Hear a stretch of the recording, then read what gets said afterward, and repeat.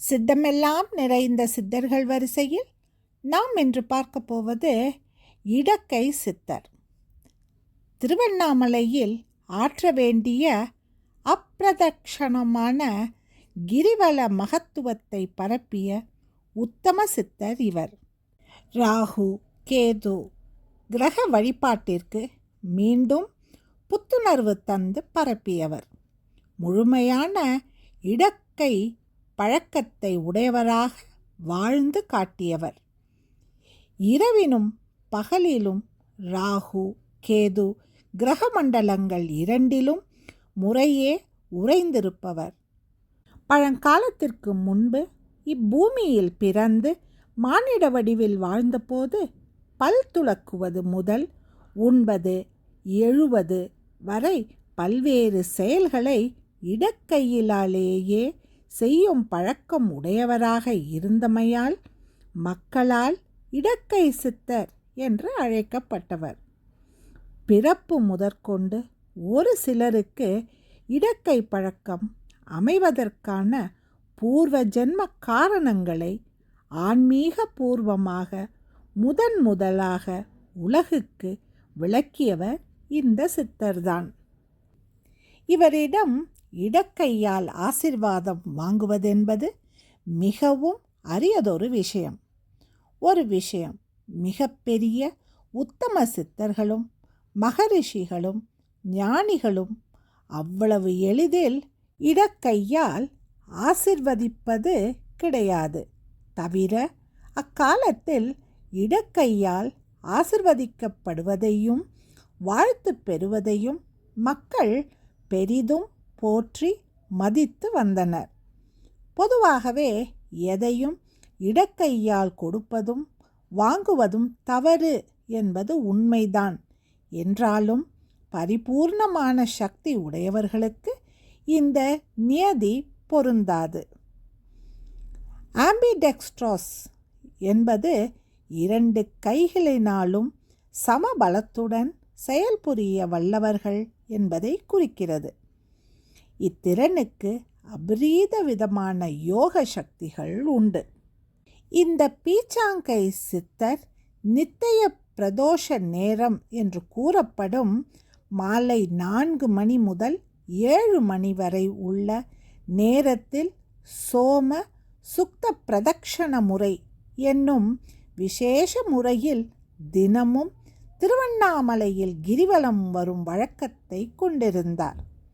சோமசுக்த பிரதக்ஷணம் என்பது பிரதக்ஷணமாகவும் அப்பிரதக்ஷணமாகவும் குறித்த முறையில் மாறி மாறி சிவாலயத்தை வலம் வரும் முறையாகும். பீச்சாங்கை சித்தர் திருவண்ணாமலையை சுற்றிலும் உள்ள 16 வகையான தேவ திக்குகளையும் 64 பாறைகளில் 64 விதமான மூலிகை சாறுகளை நிரவிவிட செய்தார். இதற்கு மூலிகை குளிப்பிறை என்று பெயர். அதாவது 8 64 விதமான மூலிகை குளிகை சக்திகள் நிறைந்திருக்கும் இடங்களை குளிக்கரை, குளிப்பிறை, குளித்தலை என்ற பெயர்களால் அழைக்கின்றனர். இவைகள் அந்தந்த ஊர்களின் மூலிகை வேர், தன்மை, தீர்த்தம், மூலிகை பாறை, மூலிகை வாசனை, காற்று போன்றவைகளை பொறுத்த மாறுபடும். இப்போது கூட திருச்சி, கரூர், திருமயம், நன்னிலம் போன்ற தலங்களுக்கு அருகில் மேற் சொன்ன பெயர்களை கொண்ட ஊர்கள் இருப்பதை காணலாம். சித்த மருத்துவர்கள் அபூர்வமான குளிகைகளை தயாரிக்கையில் இத்தகைய மூலிகை குளிப்பிறை தலங்களுக்கு சென்று அங்கே ஒரு மண்டல காலம் தங்கி மூலிகை குளிகைகளை தயாரிக்கின்றனர். பீச்சாங்கை சித்தர் தன்னை நாடி வரும் சித்த வைத்தியர்களை தண்ணீர் குன்னம், தாழை யூத்து அதாவது மூலிகை இலை, தொட்டியம், வேப்பத்தூர், வேர் +10 ஊர், தலை ஆலங்காடு, காரை செடி, குடி போன்ற மூலிகா சக்தி தலங்களுக்கு அனுப்பி வைப்பார். இவ்வாறு தயாரிக்கப்பட்ட பல ஆண்டுகளுக்கு முற்பட்ட குளிகைகளை இன்றும் தஞ்சாவூர் சரஸ்வதி மஹாலில் காணலாம். திருவண்ணாமலை கிரிவலத்தின் போது மக்கள் இவரை சந்திக்கையில் இவர் அந்த இடத்தின் அருகே உள்ள மூலிகை பிறை குளிப்பிறையில் இருந்து அவரவரின் கர்ம வினைகளுக்கு ஏற்ப மூலிகை கொடி சாரத்தை எடுத்து தந்து அதை தலை, காது, கழுத்து, இடுப்பு, மணிக்கட்டு, தோள், பாதம் மற்றும் கால்களில் அணிந்து கொள்ள செய்து ஒரு குறிப்பிட்ட இடத்திலிருந்து திருவண்ணாமலையை கிரிவலம் வர செய்வார். அந்நேரத்தில் அந்த மூலிகை சக்தி பக்குவமான நேரத்தையும் அமிர்த செவ்வாய், ஹோரை, தளி, ஆயில்ய நேரம் ஆகியவற்றையும் அவர் குறித்து தருவது உண்டு. சில வருடங்களுக்கு முன்பு வரை திருவண்ணாமலை அகஸ்தியர் ஆசிரமத்திற்கு முன்பாக ஒரு மரத்தடியிலும் வலப்புறம் சந்திரலிங்கம் இருந்த ஒரு பள்ளமான இடத்திற்கு அருகிலும் இத்தகைய மூலிகை குளிப்பிறை பாறைகள் காணப்பட்டன. இப்போது அவைகள் அங்கிருந்து அகற்றப்பட்டு விட்டிருப்பதாக தகவல். இவ்வாறாக அருணாச்சல கிரிவலம் மட்டுமின்றி தான தர்மங்கள் மூலமாக அகில உலக சமுதாயத்தின் அனைத்து வகை நோய்களுக்கும் தீர்வுகளை பெற்று தந்திருக்கிறார் பீச்சாங்கை சித்தர்.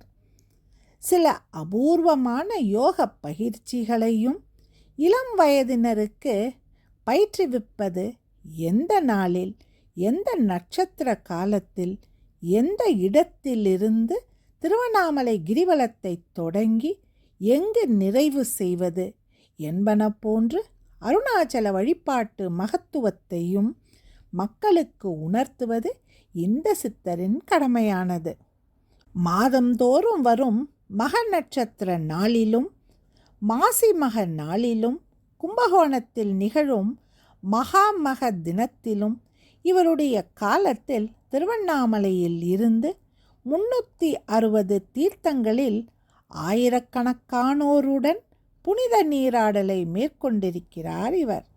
திருவண்ணாமலை ஆலய உற்சவங்களுள் ஒன்றான வல்லாள மகாராஜாவிற்கு இறைவன் திதி கொடுக்கும் நாளில் இந்த பீச்சாங்கை சித்தர் ஆயிரக்கணக்கானோரை ஒன்றாக அமர வைத்து மிக பிரம்மாண்டமான மகாகாருண்ய தர்ப்பண பூஜை நிகழ்த்தினார். இதுபோன்று பல ஆயிரக்கணக்கானோருக்கு அமாவாசை தர்ப்பணம் நிகழ்த்தி தந்த இந்த சித்தர் ஒரு நாள் பலர் முன்னிலையில் ஒரு தர்பை புல் ஜோதியாய் திருவண்ணாமலையில் ஐக்கியம் அடைந்தார். பீச்சாங்கை சித்தர் திருவண்ணாமலையை கிரிவலம் வரும் மாத சிவராத்திரி அன்று இவரை மனதில் தியானித்து கிரிவலம் வந்து மறுநாள் குறைந்தது 5 ஏழைகளுக்கு தர்ப்பண பூஜைகளை நிகழ்த்திட உதவுவது மிகவும் விசேஷமானதாகும்.